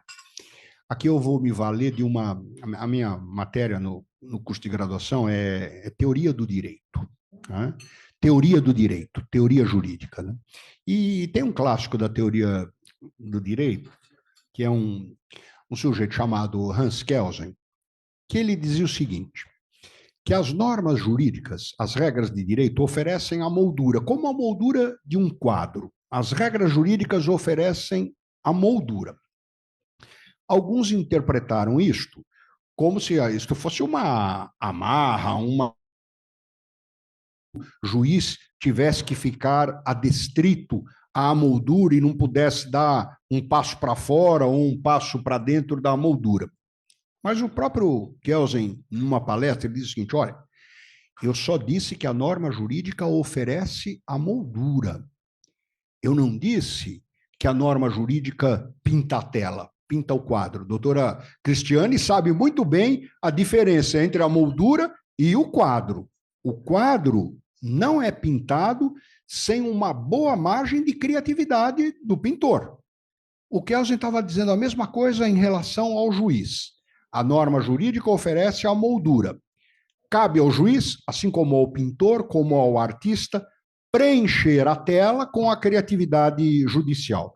A senhora citou 3 exemplos, nos casos de adoção, nos casos de estupro, ou no primeiro dos casos, em relação às brigas, como o seu filho encontrou saídas criativas de um artista, da arte de ser juiz, que inevitavelmente, diferentemente do que alguns acusam o Kelsen de ter feito, inevitavelmente é aberta à criatividade. E os exemplos que a senhora trouxe são todos eles exemplos de criatividade do juiz no momento de pintar a tela. Ele não está fugindo da moldura, ele está pintando um quadro muito bonito, é outra coisa. Parabéns a ele. Obrigado, professor. Nós temos mais 2 e últimos inscritos. Eu reiterava a necessidade da brevidade, porque estamos a 5 minutos do término da reunião. Então, passo a palavra agora ao doutor José Luiz Gomes do Amaral e, na sequência, a doutora Rubilene Lustosa de Oliveira. Muito bom. Hoje é um momento extremamente importante e relevante na nossa instituição. E eu vou ilustrar um fato que talvez seja uma brincadeira entre médicos, mas explica um pouco isso. Entre os médicos existe uma certa hierarquia implícita. Você tem o médico de família, tem o pediatra, e de um lado, e daí você vai crescendo, você vai para o cirurgião, daí você vai para o cirurgião cardíaco, e daí você chega ao neurocirurgião. Eu estou falando isso em função de um querido amigo que está ali na ponta. Quando você chega ao nível neurocirurgião, você fala, bom, daqui para frente é uma divindade, né? Mas não, daí eles vão para o direito, daí eles se tornam advogados. Portanto, eu tenho aqui o professor, diretor da nossa faculdade de medicina, a mais respeitada, mais prestigiosa do país, é um grande privilégio, portanto, este é um grande momento para nós. Nós os vemos como nós somos, eles buscamos restabelecer a saúde do indivíduo e os senhores buscam restabelecer a saúde das relações entre os membros da sociedade. Isso é muitíssimo importante e aqui a oportunidade que nós temos de reverenciá-lo. Quando iniciou a sua locução, foi referida à proximidade que temos entre o Instituto Histórico Geográfico de São Paulo, ali na Benjamin Constant, aqui no Largo São Francisco, a Faculdade de Direito, e aqui a Associação Paulista de Medicina. Eu fico imaginando se em 1895 nós tínhamos uma praça e 2 ruas na cidade, pronto. Nós nos resumíamos a isso, porque todos nos concentrávamos aqui. Mas não, esse sempre foi um local privilegiado na nossa sociedade e essas instituições certamente representam muito das nossas origens. Por acaso, há 2 semanas eu estava no Distrito Naval aqui assistindo uma palestra do Dr. Jorge Sintra, que foi presidente do Instituto Histórico e Geográfico até muitíssimo pouco. E o Jorge Sintra começou a falar sobre... Jorge Sintra é um professor da Politécnica. Ele começou a falar sobre como se media, no passado, a localização geográfica. Como calcular longitude e latitude no século XV, no século XVI. E qual é a relevância disso? E começou a explicar como se fazia isso. E eu falei, puxa vida, dá a impressão que isso é distante da medicina, mas não, porque o primeiro indivíduo que calculou a posição do Brasil e mandou para o rei de Portugal, junto com o Pero Vaz Caminha, uma outra carta, explicando ao rei onde é que nós estávamos, foi um médico. Foi o mestre João, que era médico, mas era um médico que não era assim considerado na esquadra de Cabral, que, por sua vez, tinha no mestre João o único médico. Mas ele só estava lá não porque fosse médico, mas é porque era um astrônomo e sabia muito bem medir latitude e longitude, porque a medicina não era valorizada. Medicina era uma profissão totalmente secundária naquela época, ainda que tivesse sido uma das primeiras matérias a serem trabalhadas na Universidade de Coimbra, junto com o direito. Mas era muito pouco valorizado, e, portanto, os médicos tinham que ter uma segunda profissão, que eu penso que vai acontecer num futuro muito próximo, uma vez que hoje a medicina não é nada valorizada. E, bom,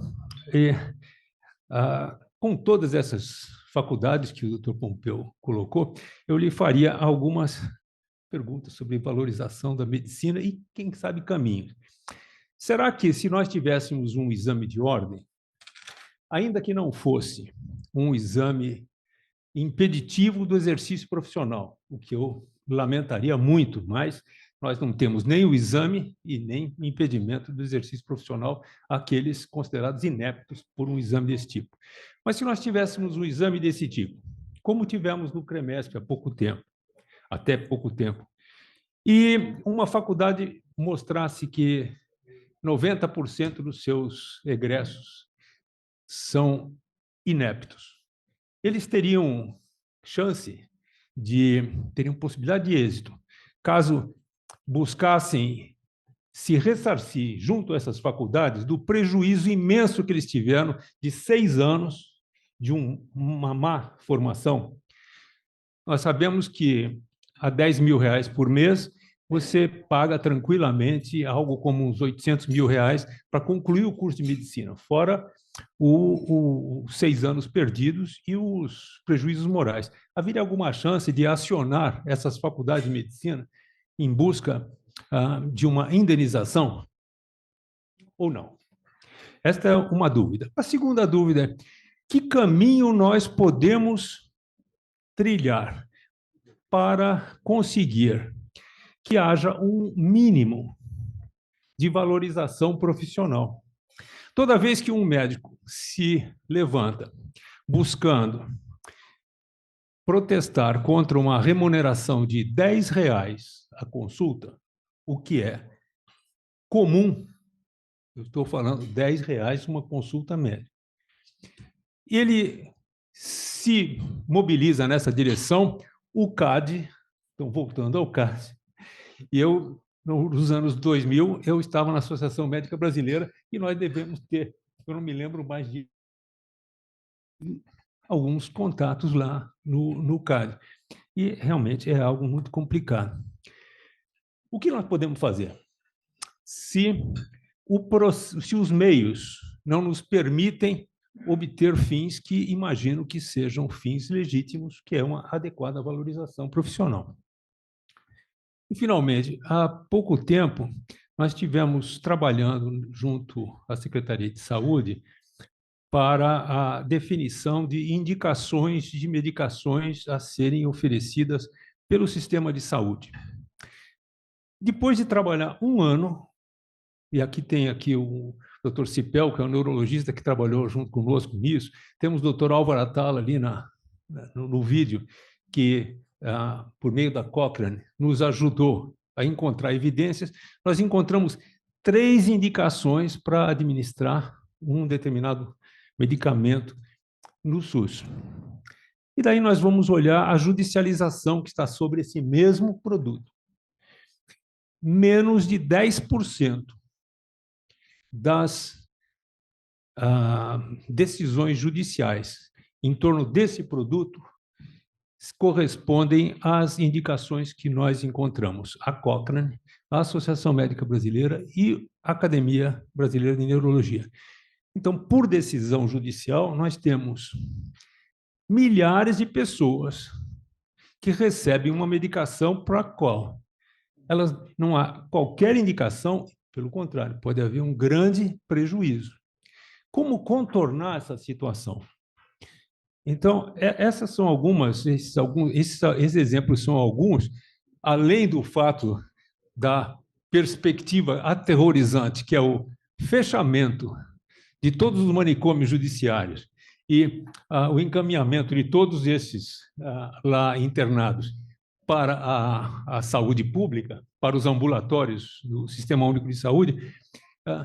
Face a essa realidade, o que nos sugere o nosso caríssimo professor Celso Campilon? Obrigado. Obrigado, Zé Luiz. Agora a palavra com a doutora Rubilene. Eu tenho a impressão que o Zé Luiz ele motivou o doutor Campilon a vir mais uma vez aqui dar outra palestra.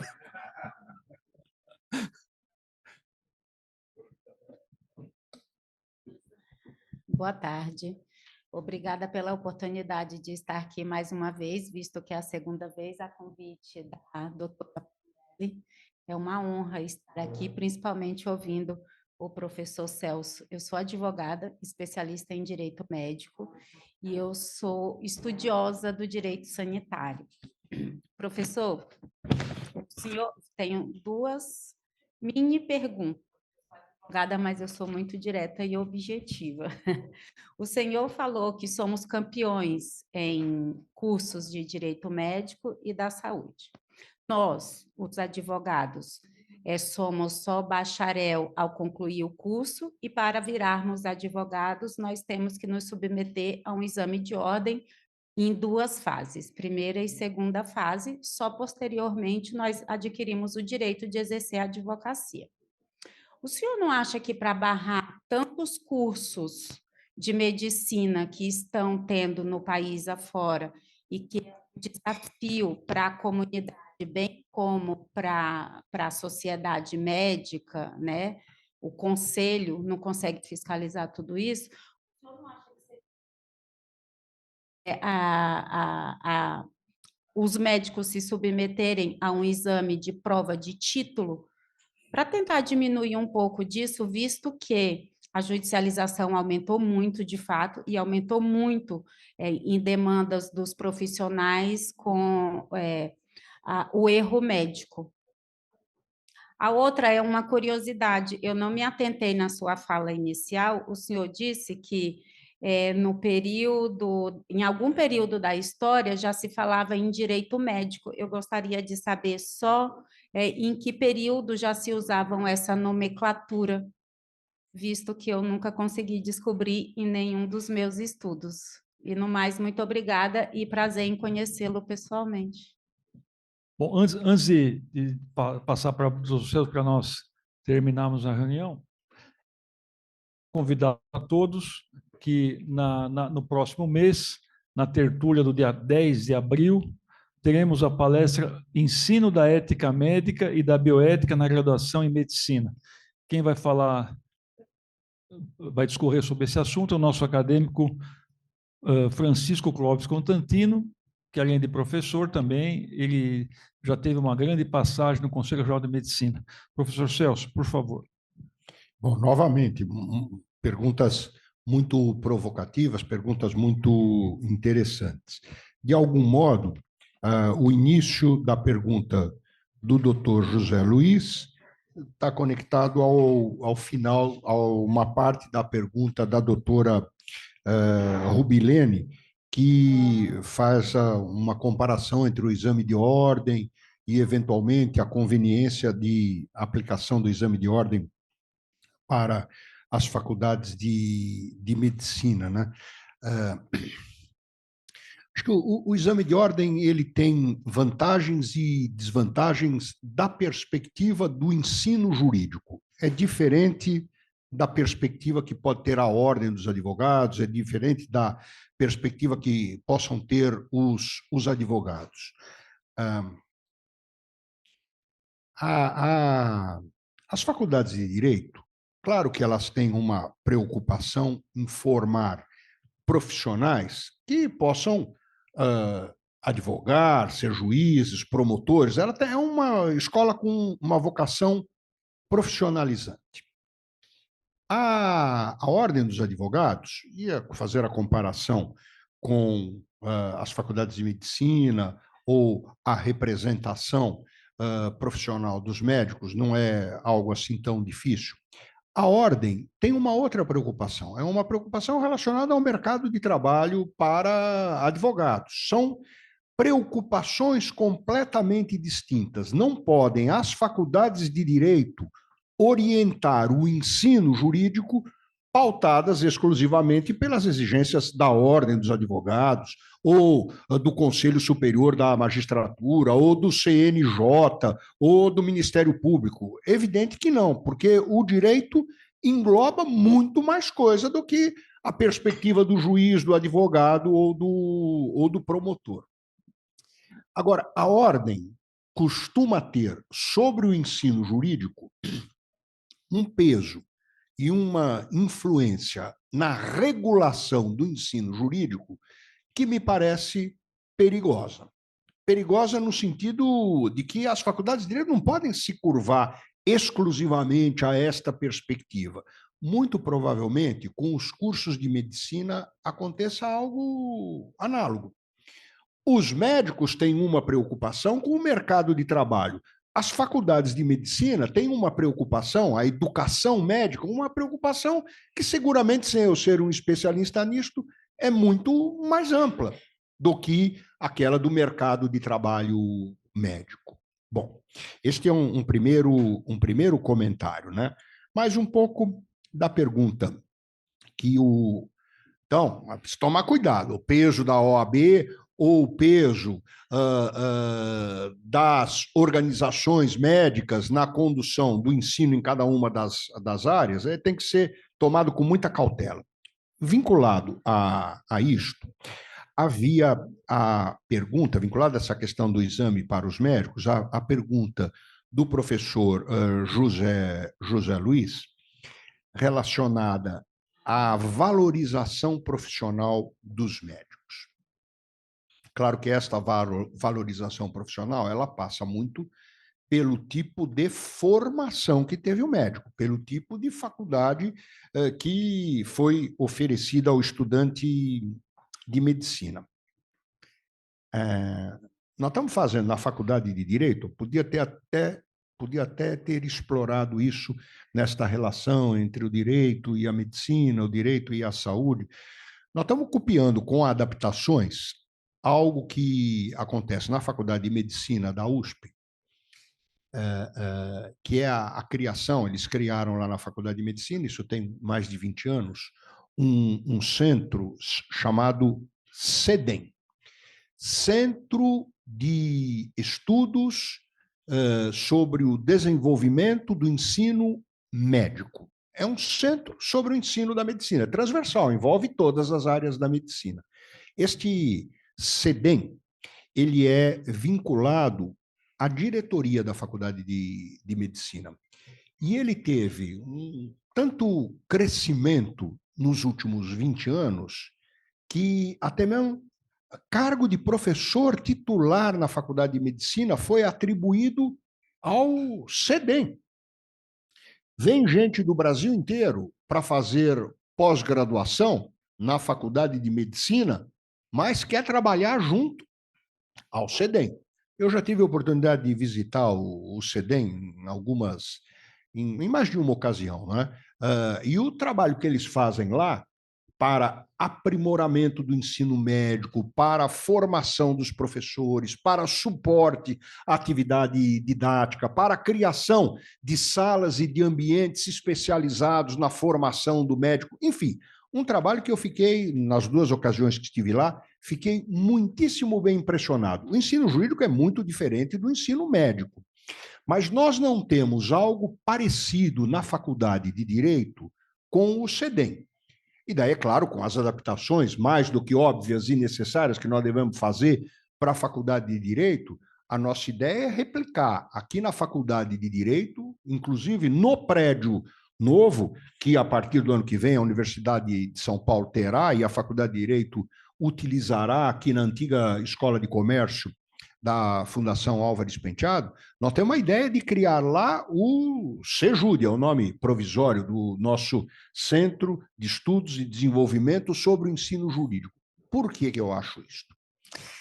Acho que um órgão como o CEDEM, né, com uma perspectiva acadêmica, a perspectiva do ensino profissional, de um lado, mas isto combinado com o espírito científico, com a investigação, a pesquisa, oferece à Faculdade de Medicina, é a minha leitura, né, a minha maneira de ver o movimento da Faculdade de Medicina. Claro que a Faculdade de Medicina, por conta própria, não precisaria ter o CEDEM para interferir nos modelos a serem seguidos no Brasil em relação ao ensino médico. A mesma coisa vale para a Faculdade de Direito. A Faculdade de Direito não precisaria criar um centro de desenvolvimento do ensino jurídico para ter, por conta própria, um enorme impacto a respeito do que ocorre no ensino jurídico brasileiro. Qualquer coisa que a gente faça aqui no Largo de São Francisco, daí a responsabilidade, o temor, o cuidado, qualquer coisa que a gente faça aqui no Largo de São Francisco, o Brasil inteiro copia no dia seguinte, né? Muito provavelmente, na Faculdade de Medicina, ocorra o mesmo. Então, não precisaríamos de criação de centro algum para que tivéssemos este impacto na regulação do ensino jurídico ou do ensino médico. Acontece que um centro como o da medicina, e muito provavelmente um centro de desenvolvimento do ensino jurídico para a Faculdade de Direito, reforçarão. No caso da Faculdade de Medicina, já reforça, evidentemente, obviamente, na minha opinião. Mas no caso da Faculdade de Direito, reforçará o peso que instituições acadêmicas da relevância da Faculdade de Medicina da USP e da Faculdade de Direito da USP podem ter nas políticas públicas de ensino jurídico e de ensino médico. Eu vejo isto um pouco desta maneira. Além da dimensão acadêmica, científica, há uma dimensão na política de educação jurídica muito relevante na criação deste centro. Ele é criado pensando também nisto. E o resultado pode ser, como tem sido na Faculdade de Medicina, um resultado que auxilie neste cálculo de meios e fins, numa atividade de racionalização do ensino superior nas áreas de medicina e de direito, o resultado disso pode ser a valorização profissional. Então, como promover a valorização profissional? Eu acho que este é um caminho. E o último comentário dizia a respeito à judicialização. Eu estou pulando propositalmente a pergunta que eu não sei responder. É assim que a gente faz. Eu não sei responder qual foi o primeiro momento em que se falou a respeito do direito médico. Eu não tenho resposta. E também não falei nada disso aqui, não, porque eu só falo aquilo que eu conheço um pouquinho. Disso eu não falei nada, porque eu não sei responder. Então, eu não me atrevo a falar sobre coisas que eu desconheço. Claro que sempre tem um primeiro. Eu não sei qual foi o primeiro a falar de direito médico também. Então, vou deixar essa escondida embaixo do tapete. Mas vou para a outra, que dizia respeito à judicialização, né, da saúde. E do médico que se intromete eventualmente, não era o exemplo, mas do médico que se intromete a pretender substituir o juiz, ou, o que é ainda pior, o do juiz que se mete a querer substituir o médico. Então, é o juiz que... Olha, eu já vi sentença, parece brincadeira, piada pronta, mas eu já vi sentença em que o juiz determina qual é o tipo, a marca de sucrilhos que o paciente deve comer. O que ele entende disso? O que ele aprendeu na faculdade de Direito sobre a qualidade dos sucrilhos? Tem sentença dizendo que tem que ser sucrilhos, a alimentação do paciente tem que ser com sucrilhos dessa marca. Espera um pouco. O juiz está extrapolando completamente aquilo que é o seu ofício, a sua formação. Talvez nem o médico tivesse a cara de pau de indicar numa receita a marca do sucrilho que o paciente tem que comer. Imagina um juiz de direito. Eu já vi sentença dizendo isso. Bom, se estão receitando sucrilhos, juízes receitando sucrilhos, imagina com relação a medicamentos que estão fora das indicações, das prescrições, dos testes, dos padrões de cientificidade, dos protocolos. O que eu acho? Eu falei aqui de uma maneira... Olha, uma coisa é o juiz, que tem que trabalhar com a diferença entre legalidade e ilegalidade. Outra coisa é a medicina, que tem que trabalhar com a diferença, saber se o sujeito é saudável ou está doente. São diferenças que distinguem o direito da medicina. Agora, quando o juiz resolve dizer quando é que o paciente está saudável ou doente, quando o juiz dá alta ao paciente, alguma coisa está muito fora do lugar. Muito fora do lugar.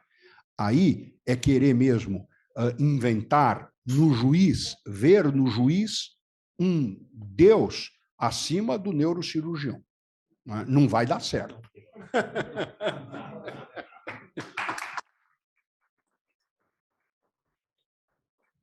Bom, eu agradeço a presença do professor Celso, uma vez mais, pela sua palestra extremamente interessante. Passo às suas mãos uma pequena lembrança, que é um certificado de apresentação. Agradeço a presença de todos vocês, de um modo muito carinhoso, a bancada jurídica aqui presente, ou advocatícia, aqui tem também a bancada jurídica aqui. Enfim, a casa de vocês, as nossas tertúlias são abertas. Obviamente que aqui só comporta umas 450 pessoas, por isso tem que ter uma ordem de inscrição. Mas, fora isso, sejam todos bem-vindos aí. Até a próxima, dia 10 de abril. Muito obrigado, professor.